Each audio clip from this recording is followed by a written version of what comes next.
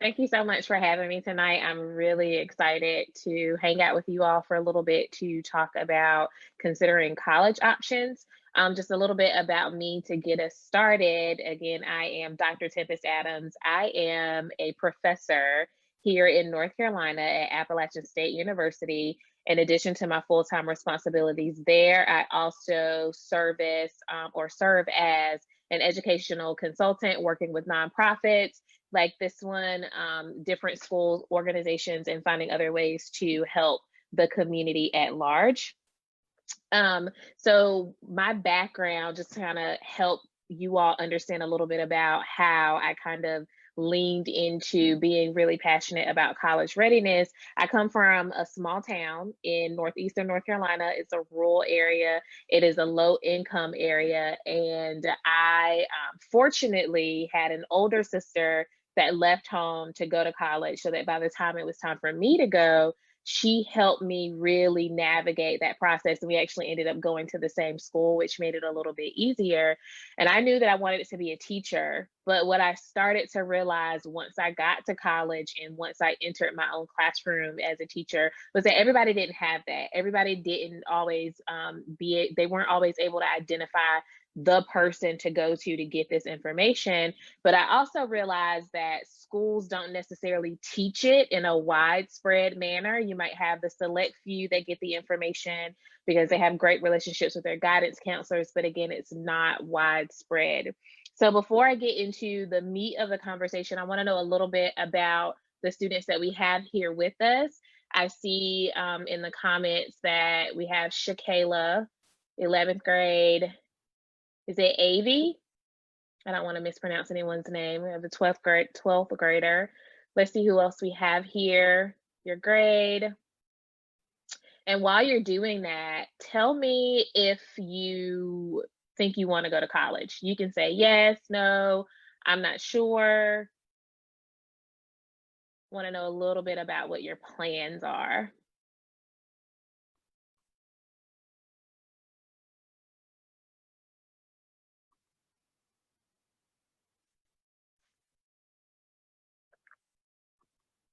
Tenth grade, very good. And I realized that based on the names, some folks are on their cell phones, and I've been on Zoom on my cell phone before. It could be really hard to navigate, be able to see the screen and keep up with what's happening and participate in the chat as well. Okay, yes. So want to go to Winthrop, major in business. So I'm in the Charlotte area, so Winthrop's just up the street from us. Very good. I love it. I'll let you all keep doing that, and I'm going to go ahead and share screen if that's okay.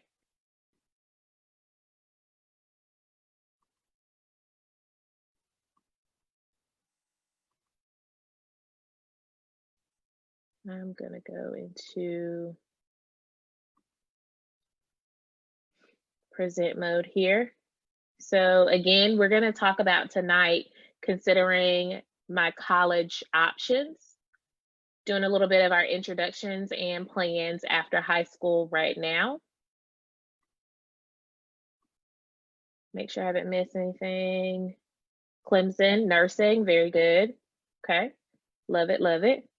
Y'all keep that coming. It's hard to see the chat, but Tab, if any point you someone asks a question, please stop me if you're monitoring that. If you're able to, I'll try to keep my eye on it as well. Okay, I got you on the questions and comments and stuff. Thank you. All right. So the first thing that I want to do, I always start, the teacher in me just has to let students know what we're going to be going over, what the plan is. And so I want to first explain college readiness to you, what it means to be ready to go to college. That's terminology that folks kind of assume that people know, but it's a lot of moving parts to being fully ready to move on to college. We want to talk a little bit about what it costs to go to college, because that's another hidden factor that people want to make sure that they are very familiar with before they leave to go, so that they don't have that sticker shock. And then we want to talk about a little bit of the vocabulary around what it means to finance or pay for a college education. So by the time you're done tonight, you'll be able to explain what it means to be college ready. you'll know a little bit more about the different contexts that you can use, the types of institutions that you could go to, and then a little bit more again about the vocabulary when it comes to paying for college. So first things first, planning for college begins as early as possible. All right. So I think in the chat, I saw that we have a 10th grader here. You have work to do right now, even though you're just in the 10th grade, to be ready for college. My juniors and my seniors are a little bit further along, but we can play catch up if we need to. If something that is on the coming slides that you are unfamiliar with, or you need to know a little bit more information about, we can get you brought up to speed. That's not a problem. But what happens is students make the mistake of not really starting to think about college until junior or senior year, not realizing that there are some things that they might need to have in the works early 9th and 10th grade. So as early as you and your family can start thinking about college, let's do that. And I would say that if you have other siblings or cousins or friends around you, you make sure that you share that same message with them, that they want to start as early as possible. So it's a lot of words on this slide here, but these are the steps. So when we say college ready, you have to think about and navigate all of these things. The first thing, and I'll go through them bullet by bullet, is identifying your college and career aspirations. I've already had folks in the chat say that they want to study business. They want to go into nursing to become a nurse. That's what we mean, figuring out what it is that you might want to do and where you might want to go. Now, those things can certainly change, but we want to be able to start the conversation there. The academic planning for college and careers really revolves around the coursework that's necessary as you go from 9th grade to 10th grade, 10th to 11th, and so on. What I've seen, unfortunately, in the past, and I realize that a lot of you are in South Carolina, and I'm going to speak briefly from my North Carolina background, having been a teacher in North Carolina. Students would get the option as to whether or not they would want to take a foreign language in high school. If they don't take a foreign language, that impacts their ability to get accepted into four-year universities because that was a requirement. Well, here they are in 12th grade thinking, now I think I want to go to college. That's something that we should have been talking about early on in terms of making sure that you're taking the right classes so that you don't have to play catch up down the road. And so my advice to students is get on the college track, even if you don't think you want to go, because you could certainly change your mind down the road. The next piece is enrichment and extracurricular engagement. Participating with this group here counts, but if you're in other sports or you're involved in other clubs, we want you to be what we would deem a well-rounded student so that you can speak to all of those things on your college application. The next one here, item 4, college and career exploration and selection processes. Start looking at the universities in your area. Which majors do they have? You can't just say, oh, I want to go here if I want to be a nurse, because they might not actually have a nursing program. So we want to make sure that we're exploring not only what we want to do, but where we can go to do that thing. This next column over here, the first one is college and career assessments. You hear people talk about the ACT, the PSAT, the SAT. Those are things that are necessary for you to know when you can take them, when the windows are, when the scores have to be into the university. So this is a lot that we're asking usually 16, 17, 18-year-olds to manage. So we want you to be thinking about this and really identifying the adults in your lives that might be able to help you navigate all of that information. College affordability planning.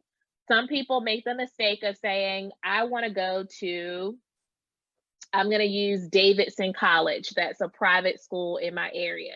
Davidson is really expensive. So have we talked about what it means to go to that school from a cost standpoint? Then we move on to the admissions processes. Again, what GPA requirement is necessary, what assessment scores are necessary, what are they looking for on the applications to be able to navigate that paperwork. And then lastly, we're left with, you've graduated high school, now we have to get you there. What do we need to do in between to make sure that you're all set? Your financial aid is squared away, your courses are squared away, you know what you're taking, you know when orientation is, and we can get you oriented to the process of becoming an actual college student. So once we put all of these things together, we're able to say, okay, you're ready to go to college. In addition to that framework, if you can see here, we have this model called Think, Know, Act, Go. That means that we need you as students right now to be working on your critical thinking skills. Can you think in a way that would make you successful in the college environment? The next one is, what do you know? Your content knowledge, your English classes that you're taking in high school, those science, math, all of those classes. That's the content knowledge that will serve as a foundation to get you started with the coursework that you'll be taking as a college student. The next one is learning skills, strategies, how you act as a student. Do you have good organization skills? Do you have good time management skills? Those things are really necessary to be successful as a college student. The beauty in that is that if you don't possess them right now, that's fine. Those skills are learnable. We can teach you how to do those things and you can get better at it. And the last one is go. These transitional skills is really where, when Tab and I were talking, I wanted to spend a good bit of time on, because the schools naturally help us, or at least try to help us, acquire the other ones. They give us the content knowledge. They try to push us to use our critical thinking skills. They try to get us to use our organization and time management skills. But that transitional knowledge sometimes is missing, particularly if you are a first generation college student. So when I say that transitional knowledge, what exactly do I mean? Context. What are my options? Where can I go to school? What does that even mean? The procedures involved in getting there. How do I apply and enroll in college? What does that process look like for me? What if I want to go out of state? How do I navigate that? The financial aspect again, how much does it cost? And how am I going to be able to afford it? Because it's expensive in general. And once you, we're going to move on to a few slides here, you're going to see the numbers and you'll see that some are more expensive than others. And then this last one here is the culture. What is it like? What does it even mean to be an actual college student? Now, some of these are going to be specific on where you go in terms of the procedures and the culture. But what I can offer you tonight is a little bit more about the context and the financials, because though different based on institution, some of the concepts will be the same across the board. Okay.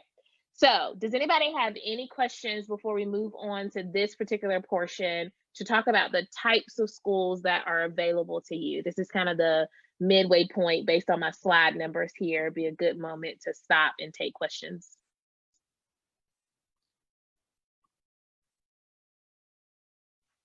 Okay, I just took a second to check the chat here, and I see cosmetology, South Carolina State. Very good. We got a 9th grader, Erica. I'm excited to have you here.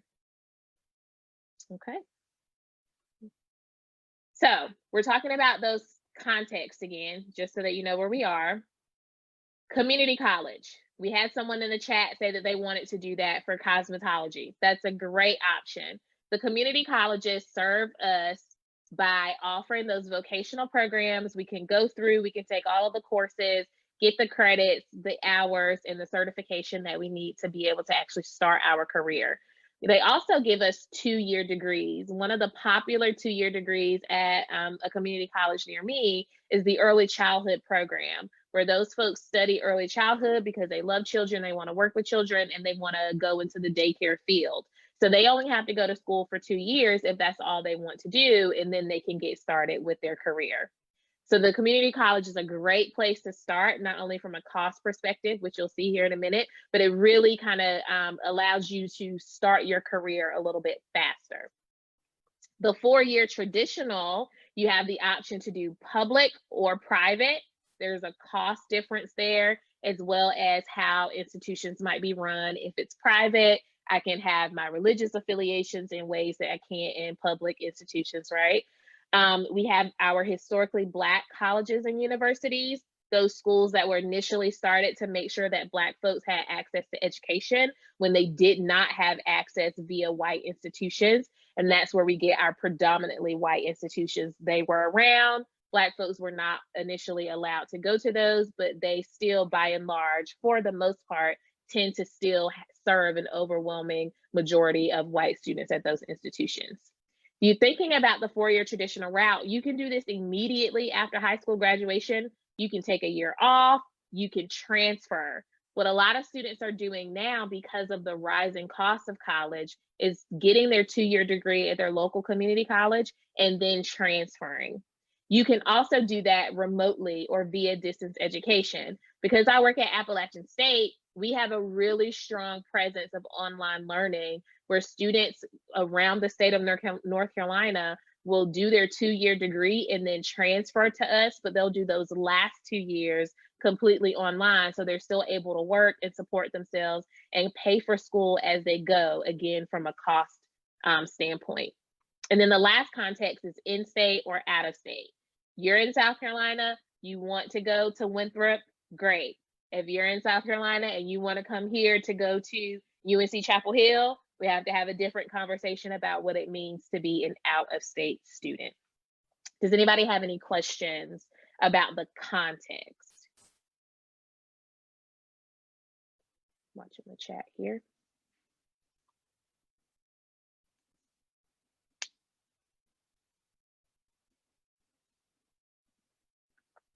Okay, we can come back if we need to. So now we want to get into a cost analysis. So tuition that's how much you pay for the study. To be able to take classes, your tuition covers that.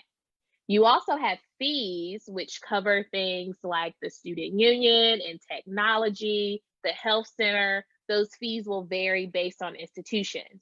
So what I did was I spent some time on the web looking at your schools that are, I'm assuming geographically, relatively close, or you're at least familiar with them. I put in for full-time if you graduate high school and you decide that you want to go to the community college and you're going to study full-time. If you're going to go here, you're looking at $2,565 per semester. So if you're going to get your two-year degree, you have to pay this times 4, because you'll pay it in the fall semester of your first year, in the spring semester of your first year. Then you'll pay it again in the fall semester of your second year and the spring semester of your second year. Okay. South Carolina did something a little interesting that I wasn't familiar with, because that's not how we do it here in North Carolina, but you actually have an out-of-county fee for your community colleges there. So if you don't live in these particular counties, you pay a little bit more, and you can see that number here. Okay. I did a second technical college or community college because they are not always the same in terms of tuition and fees, so that you can see that it's a little bit more to go to Greenville Tech, just by a few $100s here or there. So this is what we mean. If I have to come up with $2,500, where do I get it from? How do I get it? Who do I need to have these conversations with to be able to pay for it, to go to complete this degree at the technical college? One of the notes that I want to make here is that there could be some program specifics in terms of cost that might not be showing up in this number here. So you'll want to go to their website and look it up. Every school that you could be remotely interested in, you could go to their website, search for tuition and fees, and they will make it very transparent for you to be able to navigate that information. So those are the 2-year options. What about our 4-year options? So I looked up Coastal and South Carolina State. I actually had someone in the chat say that they want to go to South Carolina State. Now, fees are excluded here somewhat for Coastal because, again, they vary. It just depends. That number is on the website. If someone wanted to go through that individually, we certainly could. But what I want you to see here is that you have to pay your tuition of about $5,800 if you're a full-time student. That means that your job is to do school. That doesn't mean you obviously can't do other things, but you spend a lot of time taking at least 5 classes a semester. You are paying $5,800 per semester just for the classes. But most students need to live on campus and they need to eat while they live on campus. So I went through their numbers and pulled out this $2,775 as the cheapest option I found for you to be able to pick your dorm room on campus. And then the meal plan, the $19.25, picking the most expensive, because if you're anything like me, you like to eat and you want to be able to eat. So you just you have to navigate and pick your meal plan, and they give you different levels. So know that you could pay a little bit more for housing, depending on the type of dorm that you choose. You could pay a little less for meals if you wanted to have fewer meals per week. But jump over here and look at this number and how it changes if I, again, from North Carolina, wanted to enroll in Coastal. I'm going to pay a lot more money as an out-of-state student. And the reason that that happens is because we pay taxes as citizens of a particular state. We kind of already contribute to those public institutions. What doesn't change, though, is the housing and meals. So those numbers are going to be the same, which is why you don't see anything here. South Carolina State is a little bit cheaper than Coastal in terms of the full-time. They actually have their tuition and their fees lumped together as a rate. The housing rate here, again, went with the most, or the cheapest for housing and the most expensive for meals, but you have choices. Again, those numbers are the same for your housing and your meal plans. Your full-time student coming out of state is going to pay about double. One more for you here. We had a student say that they wanted to go to Clemson. So we're looking at $28,000. And this number actually on their site includes tuition fees, room and board, which means you stay in the dorm and you eat, books and supplies, and they give rough estimates. So whereas on the previous slide, you had some breakdowns, you kind of have a total number here. So this is what we're looking at to go there for the year, compared to the out-of-state students that want to come and they weren't born and raised or didn't have residency in South Carolina long enough to be considered an in-state student. I wanted to, for the sake of comparison, include a couple of private schools, because private schools are significantly more expensive, as you can see here. So Wofford, I have the off-campus option because some students might move to the area or even live there and just stay home and pay to have access to their classes. And then the same thing here with Claflin. So a little bit cheaper as a private institution. They are HBCU, but you can see that when we move into the private sector and we move into looking at schools out of our states, we start talking about spending a considerable amount of money compared to our public in-state options. Any questions about those numbers?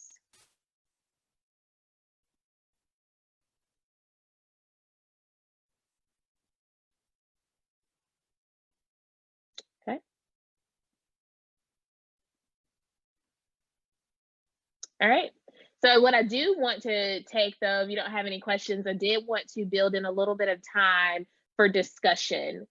What do you think about seeing those numbers? How does that impact your thoughts about where you want to go to school? What types of questions will you want to ask the adults in your lives about those numbers? So we could use the chat and kind of talk a little bit about how those numbers make you feel, or what you are thinking about when you see, I want to go to school here and I have to be prepared to somehow come up with this amount of money.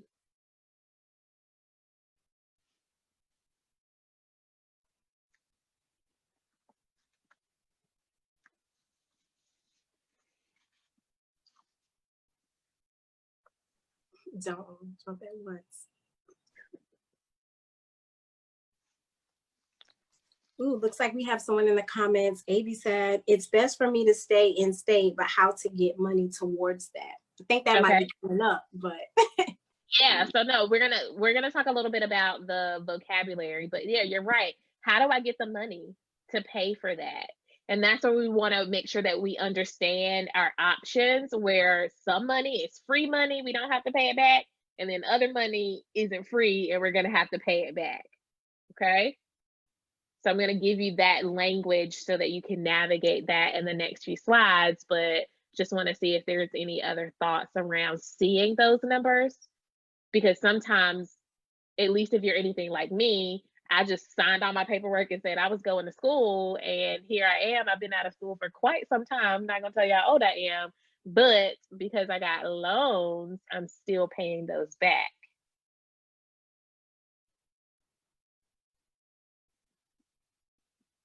Anybody else with questions, feel free to type those, and or you can feel free to unmute yourself. You can leave your video off if you want, or you can turn it on, but unmute yourself and say, do those numbers make you feel nervous? Do they make you feel excited? Do they make you want to say, hey, everybody give me money towards college for Christmas? What are some thoughts that you might be having?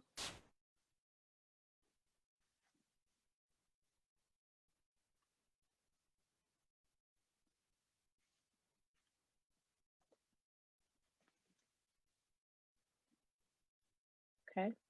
So we can come back to it at the end. After the next couple of slides, we have the chance for some questions, but we're almost done. When I was preparing, I was like, I can't talk at them for too long. So I was shooting for right around 30 minutes. All right, so how do we pay for it? On this slide here, you have a little bit of vocabulary. So we have our federal student aid. This is from the government. It's the largest form of aid or assistance in the country. And these, a part of that overall program is where we see grants, free money, loans. They let you borrow it, but you have to pay it back, and work study programs. And we can break each of those down moving forward. The FAFSA is the free application for federal student aid. This is one of the first steps that you have to do. You have to fill out this document. It's a little getting in your business, depending on who you ask. It has to have information about your parents, your guardians, their income levels, and things like that. And what they do is they use that to determine the amount that you or your family can contribute to your post-secondary education, okay? If you can't contribute, that's when they start saying, we're going to give you this free money. We're going to give you these grants. We're going to give you the opportunity to do a work study. And work study is a program where you can get a job on campus, and that job contributes to your overall financial aid and being able to pay for school.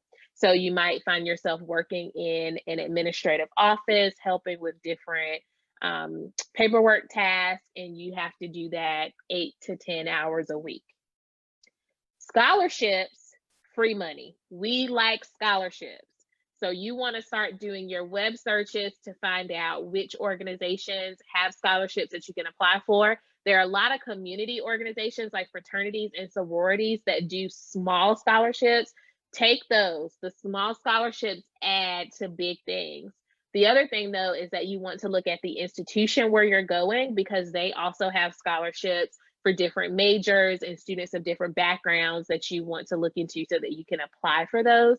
Scholarships get to be very competitive, but that doesn't mean don't apply. We want you to apply for scholarships. Again, grants are free money that comes from the state or the federal government. The college itself might also have a grant. You can get those from private sources. So people that, wealthy people that have dedicated a certain amount of their money that they're just going to give it away. You can find grants that way. The loans, I have loans at the bottom with the asterisks beside them, because we want this to be the last resort if possible, because they have to be repaid. Let's break this down a little bit more, though. Loans can be federal, which means they come from the government. You're paying it back through an organization that has the authority to monitor or manage government loans.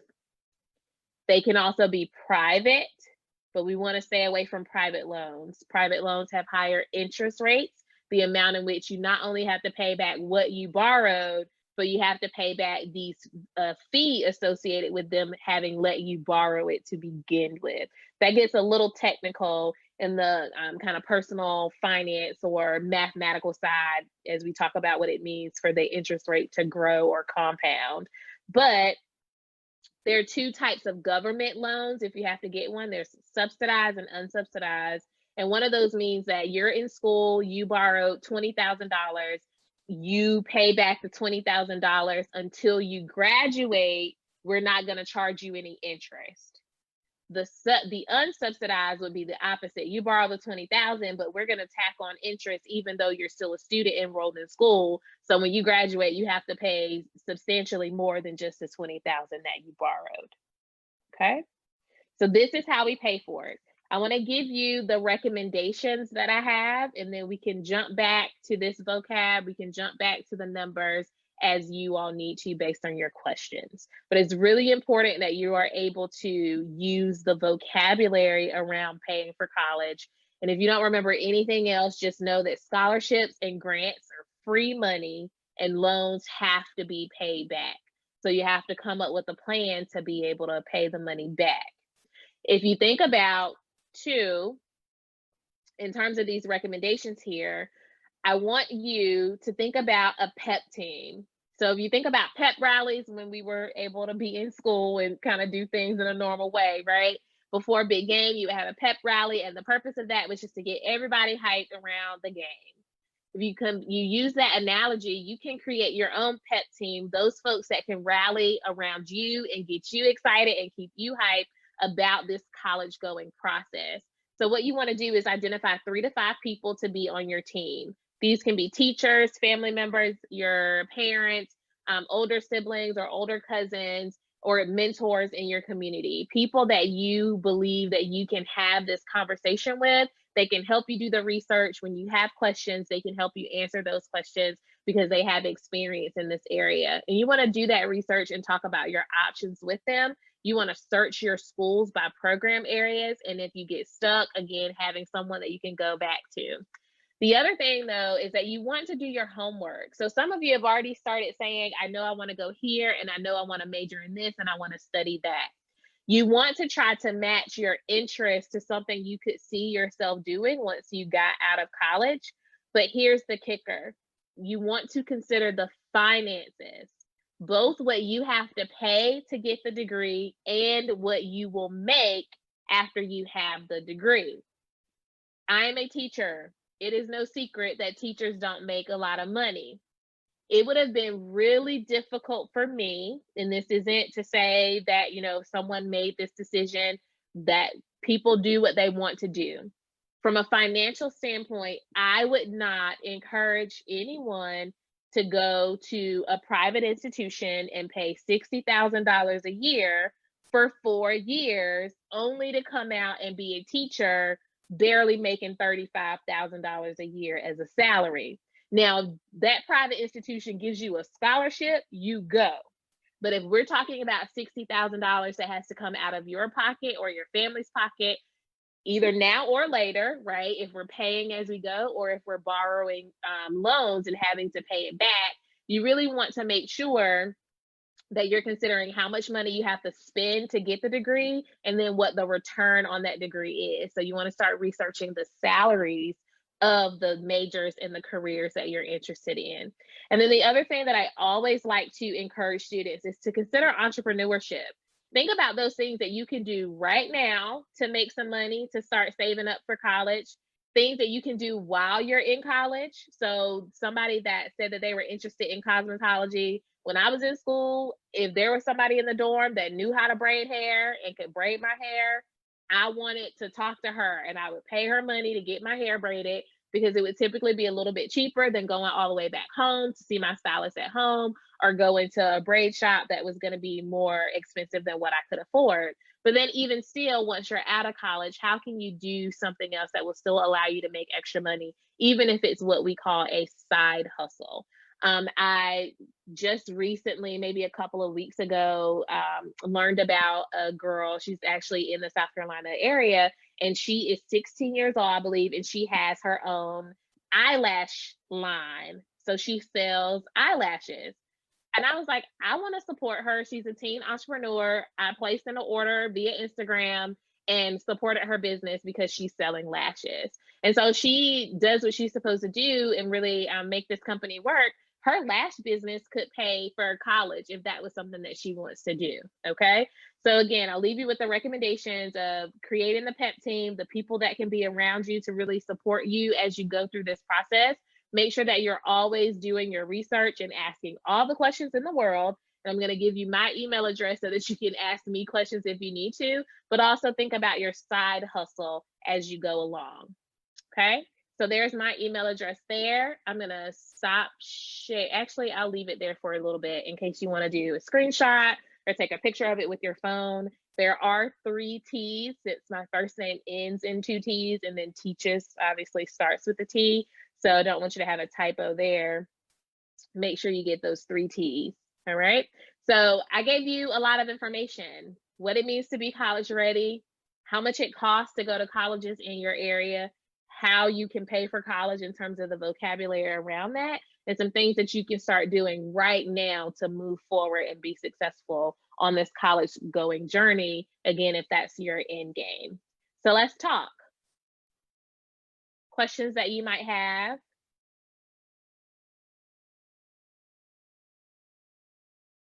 Let me know how I can support you. And what I'll do also is put the email address in the chat box. Awesome. Thank you. I was just about to copy it. I put it on the Facebook. So Avi said in the chat, is it best for me to stay in state? Oh, no, that was from earlier. But earlier today, she texted and asked about maybe some insight around finding scholarships. And you touched on this earlier too. But any insight around how to kind of attack that? I mean, my personal insight is start now and every day. But I definitely want to hear from you. Yes. So that it gets a little tricky too, because like I don't know if your state has a we have the foundation of College Foundation of North Carolina. It's kind of this catch-all of all of this information about going to college for our state. So I don't know if your state has anything like that, but if you go to Winthrop's website, because I think based on what I saw in the chat that she was interested in Winthrop, for example, you can go to Winthrop's website and you can go to their financial aid tab on their website. You can see what scholarships they have available and how you can start applying to them. You wouldn't be eligible to apply for those unless you were actively applying to go there or already accepted. But Google is our friend. Find on the web how you can, what scholarships are available to students in your area.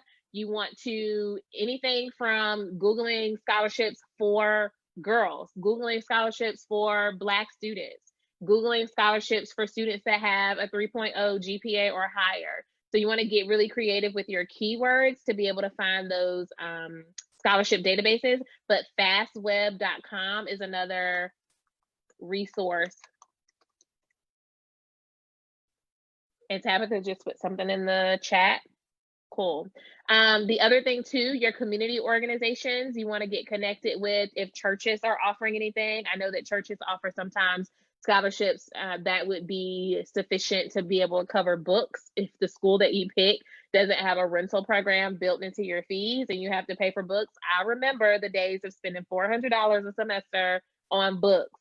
Getting a small scholarship from my local church for $1,000 covered those books for me for that first year. So looking at your sororities and your fraternities, if you all have like the AKA debutantes or the Delta Jabberwocks, those are scholarship opportunities that you can do in your area too. Good question. Thank you. Anybody else have questions? Feel free to drop them in the chat. If you are joining us on Facebook and you have questions, feel free to leave those in the comments and we will get them to Dr. Adams. I will add that if you are volunteering for any organization, ask them, like, don't let pride or the fact of like, you don't know. A lot of you, as I'm kind of browsing through, especially the people on the Zoom, are from smaller areas and sometimes the organizations don't necessarily have websites. So it's hard to like know that they have money coming down the pipeline, but any organization that you may see in your community or that you may work with, or you may see parents, aunties, uncles, teachers working with, be sure to ask, hey, do you offer scholarships for students? Or do you offer ways for me to volunteer so that I can be a better, well-rounded candidate for other people's scholarships? So don't be afraid to kind of tackle those questions.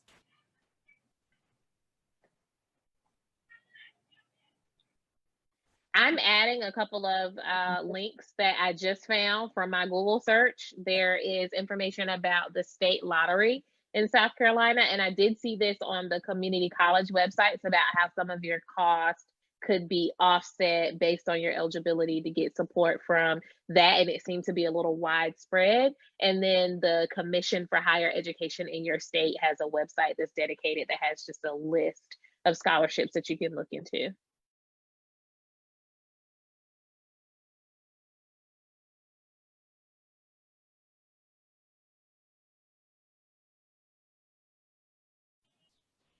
Avi, do you have any other questions, or anyone for that matter? But I know Avi, I think she may be the only senior that's joined with us tonight. So I know those questions are kind of like, shoot, this is tomorrow. Yeah.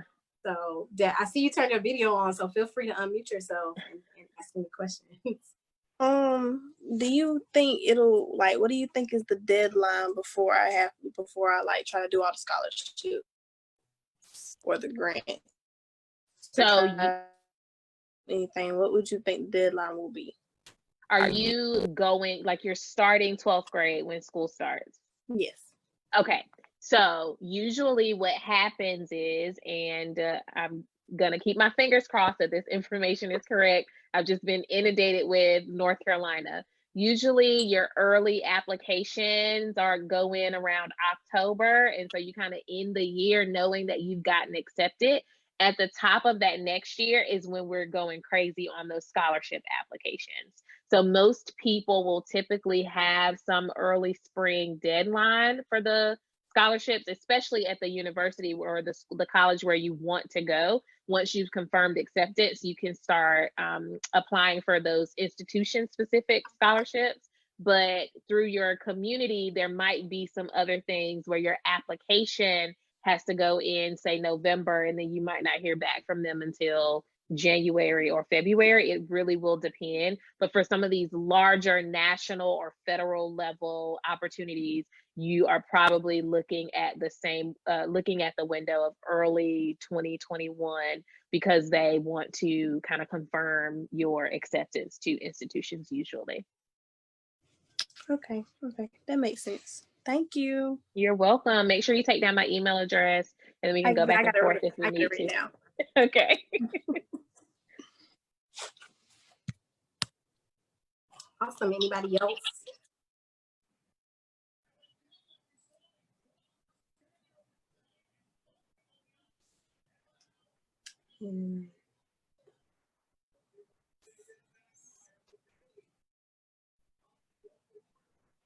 Oh, looks like any suggestions for parents about starting to save for college, like if they have a 9th, 8th, 9th, or 10th grader, or there's some, ways that you've seen parents kind of dive into saving?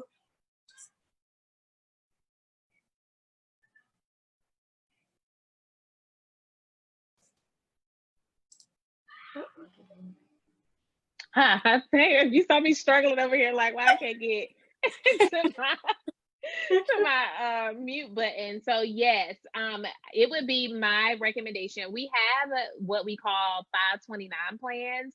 Those are kind of the plans where folks can have money like deducted out of their paycheck, and it kind of goes into a 529 plan. A lot of parents and families start those plans early because they just grow over time. So I would encourage you to meet with a licensed financial planner to help you navigate that based on being able to do the calculations for how old your student is. Say they are in the 8th or 9th grade, to be able to do the math for you needing this money within the next 4 or 5 years, and how we can get that faster, because it might look like some more advanced financial navigations, things that I'm not technically licensed to advise people on. But you want to do something maybe with the stock market or other more lucrative savings plans, a licensed financial advisor can help them navigate that. But if anybody's watching this and they have younger babies and they want to look into their 529 plans,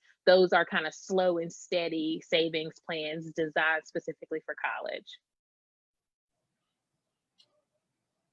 Thank you. There you go, parents. Some options for you. All right, well, Facebook family, I'm going to end the live stream now. If you're on Zoom, just stay on for a few more minutes, but thank you all for tuning in. you tuned in on Facebook, this will be available for replay. And in the next few days, I'm not making any promises as to when, but in the next few days, I will add it to the scholarship and college information section of my YouTube.